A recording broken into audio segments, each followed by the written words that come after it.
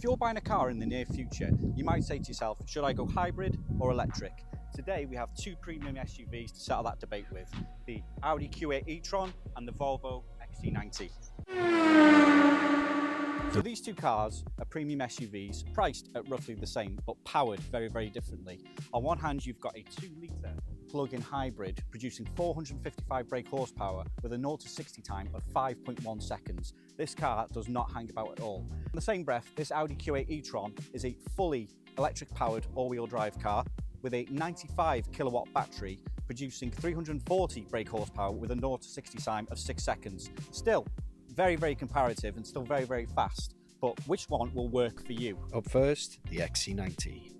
This car still looks modern, and with its massive 22-inch diamond cut wheels, angular body and aggressive styling, this doesn't look like a Volvo of old. Even if we come inside, we can see the interior is still very, very modern and looks nice and integrated, but it's still got that classic Volvo family feel, and it is very, very easy to drive, as we'll find out a bit later on. But moving on, we have the Audi Q8 e-tron, a car that looks like it's been combined with a Tesla and something found in Area 51. Slightly smaller diamond cut wheels, but still look very futuristic. We look inside this one and it is still a little bit more futuristic than the Volvo. Audi styling is unquestionably better, and everything just looks absolutely seamless in this car. Right the way from the liquid multimedia screen over to the dashboard, it all just seems like one working unit. As well, you've got heads-up display, upgraded sound system and a better 360 camera system. In terms of range, they're both extremely different. This gets about 45 to the gallon on a run, which is not bad considering its weight, and it's powered by a 2-litre engine with its battery boosted power. This one, however, has got the 95 kilowatt battery. You do have to plug this in exclusively, so if you don't have a fast charger, it is a bit of an issue, but Audi reckons that this will get 280 miles to a full charge. Now, let's be realistic here, that Audi are probably exaggerating that based on the battery being brand new and you driving it quite sensibly, which you probably won't do because the car is quite powerful. So which one you have really depends on your needs, which we'll find out by driving the two of them. Now, if the Volvo is trying to be a premium Scandinavian lounge, this is a German private jet. This car is incredible, right from the top to the bottom. Inside it is literally like the future. It is like a spaceship in here, and the power delivery speaks for itself. It tries to push you back in your seat, like it's literally trying to squeeze the oxygen out of your lungs, and it feels effortless to do it. One little press and this car is gone. It's got 340 brake horsepower, which is notably less than the 450 produced by the Volvo. The main problem comes with charging it. As I said earlier, I don't have a fast charger for this car, so my options are as follows. Either go to a supermarket, get it charged there, or use this. So I take this from my house over to the car. There we go. And then we use Audi's fancy plug-in system. Plug this into our extension lead and run it directly into our house, leaving our windows open or our door open. Obviously not the most practical solution, and the worst part about it is I charged this car from 9 o'clock in the morning till 5:30 at night and got a grand total of 30 miles of range. Not the most practical solution.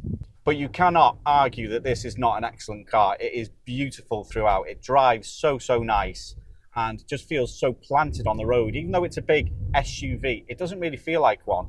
It feels like, you know, a pretty decent MPV size and handles like one too. So they're both priced roughly around £35,000. Now, which one I would have depend on where I lived. So if it was me, I would have to have the Volvo because I live in an extra urban area. If you live in the city, this would be the car for you, no question. They're roughly around the same price. The tax on this is only £195 a year as opposed to over £600 on the Volvo, which is a big thing to consider. One point I will say about this, I do not like the lane assist system on it at all.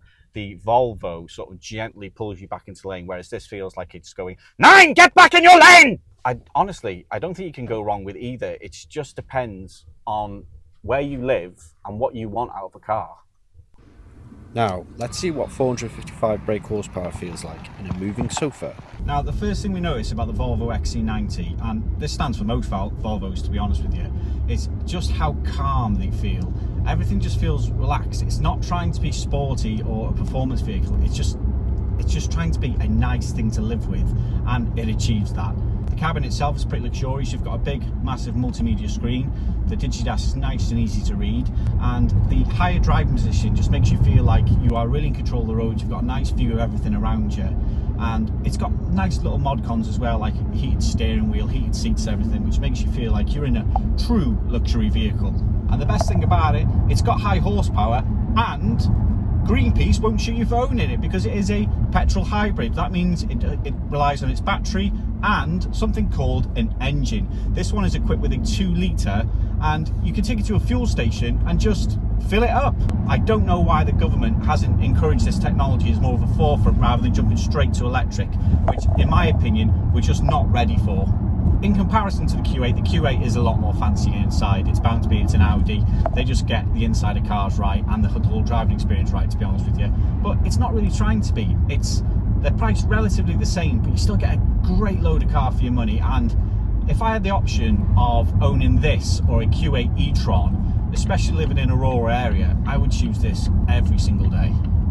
I've got to say though, in terms of just pure acceleration, this car can move for one heavy truck. If I put my foot down a bit here, we are just taking off. You can feel that battery lurching you forward, but it's still got that nice grunt of the engine behind it. This is the way forward in my opinion. I don't know why more people aren't buying hybrids, especially if you live in an urban area. This has got to be the option for you. So if you're interested in either of these cars, they are both available at INS Car Centre, who've been kind enough to lend them to us today. If you have a look on their website, it's www.i&smotorswrexham.co.uk. Now, if you'd like to like and subscribe for future content, we will settle more debates, and let me know in the comments which one you'd have.